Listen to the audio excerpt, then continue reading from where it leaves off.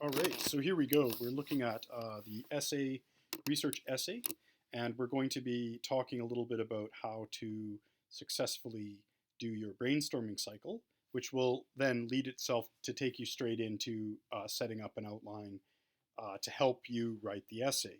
So, first of all, we can see that we're going to take a laser focus here on the essay prompt that you've selected. So I've gone ahead and copied my chosen prompt. I'm going to be looking at prompt number 3. So the very first thing that we should do here is to rephrase this into our own words.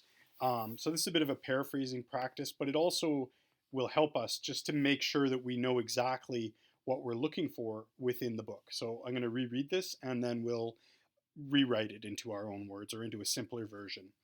Kogawa intertwines the opposing themes of remembering and forgetting in this salient tale of racial discrimination and self-identity. Explore how these ideas relate to each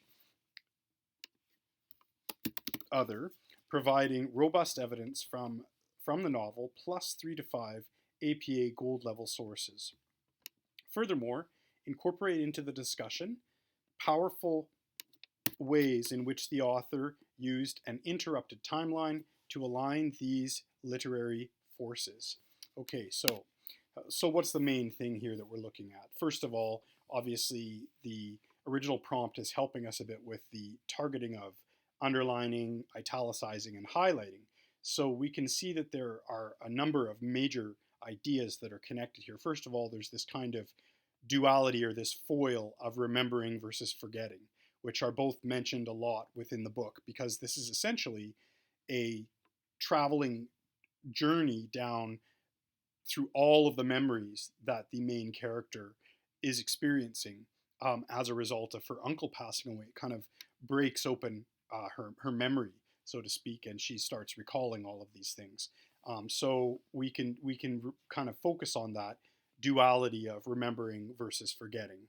Now, also, those ideas are connected to racial discrimination and self-identity, and finally, timeline. So those are kind of the major different keywords that we might use. So we can say remembering, forgetting, discrimination,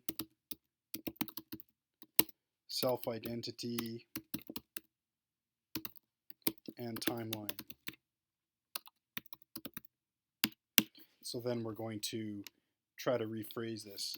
Investigate the novel Obasan through the themes of the characters remembering and forgetting, remembering or forgetting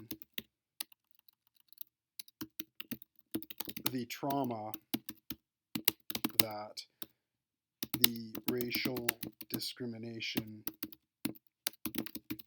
they experienced at the hands of BC's government and how this affected their identity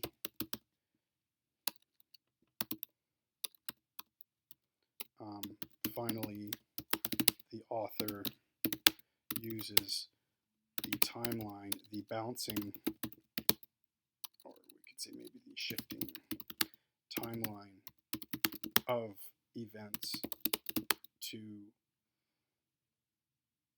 filter these powerful themes. Okay.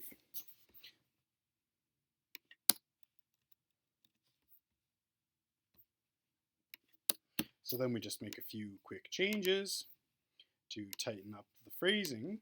Investigate the novel Obasan through the themes of the characters, remembering and forgetting the trauma that the racial discrimination they experienced at the hands of the BC government.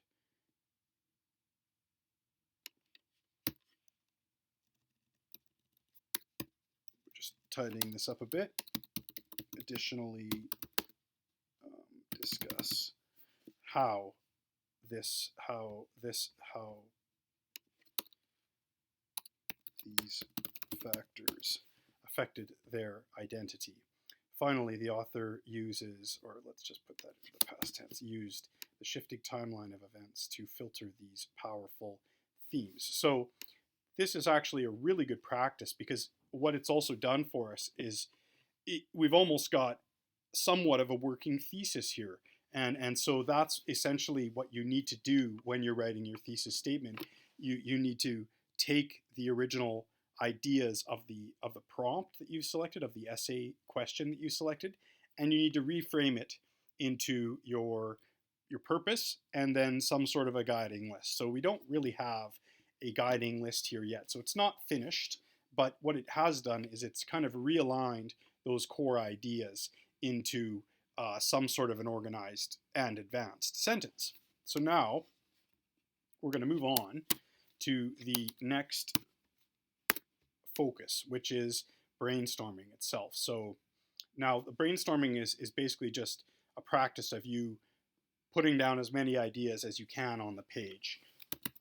Remembering childhood events in Vancouver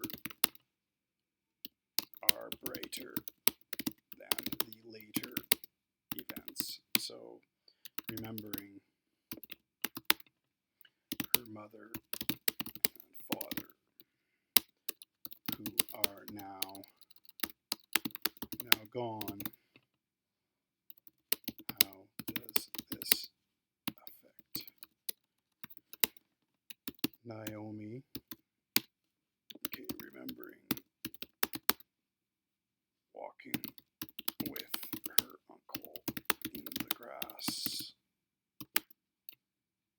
They see it as an ocean.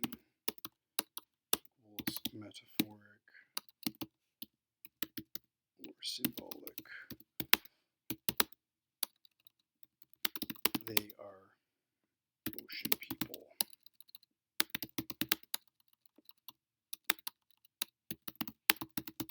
Not prairie people.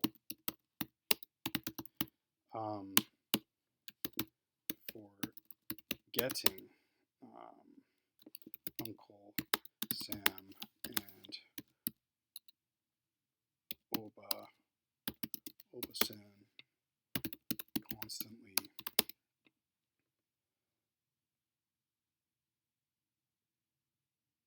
do not see the value of dwelling on painful memories.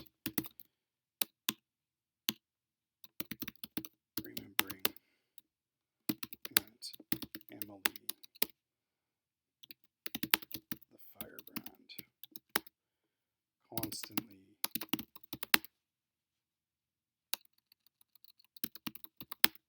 states that they need to remember and record everything they can. Remembering Emily says again and again, we are Canadian, equals identity. Stefan brings up the, and maybe we'll just go ahead and make this not bold, brings up the irony. They are both Canadian and the enemy. Then we can move into discrimination, negative, racialized terms are used to describe the family members. And then there's the scene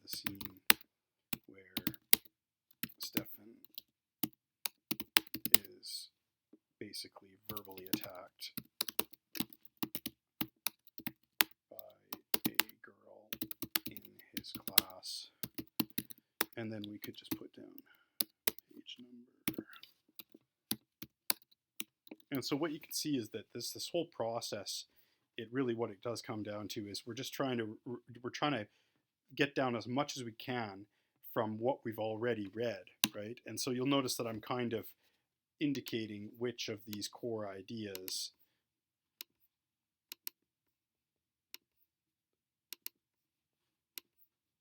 and so what we can notice so far is that in terms of where I'm at as a brainstormer, I've got a fair bit that I'm kind of latching onto the remembering side of things.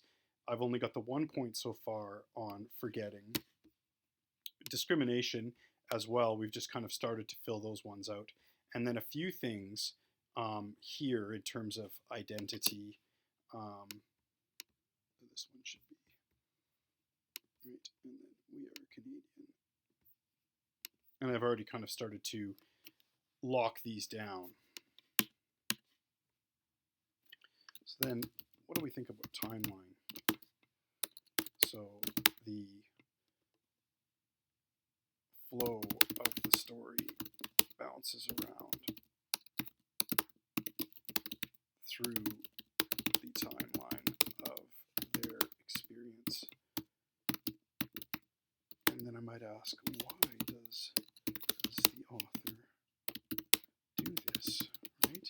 Why does she continually kind of shift around the timeline instead of just telling a story in a linear fashion? And I think that's because of the trauma. So the shifting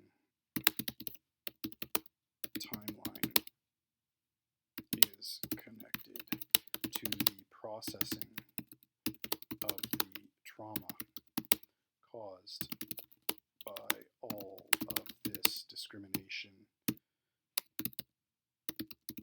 So you can see that this is the process, and it might take one brainstorming session.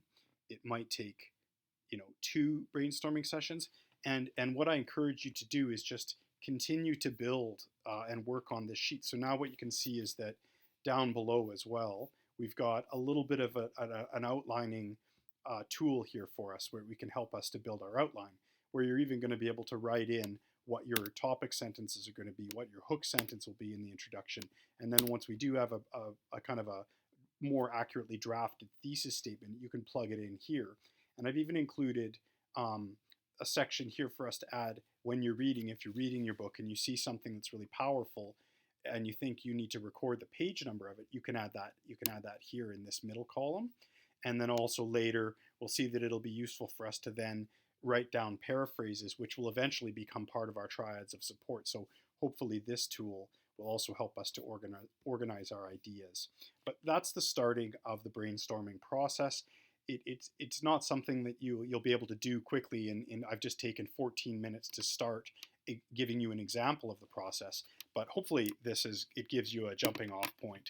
And we will be devoting some of our class time this week to doing both reading, of course, but also looking at each of these kind of different skills that we do need to put an essay together. Because it's a longer body of work, we need to have a strategy for each of the steps of our writing process.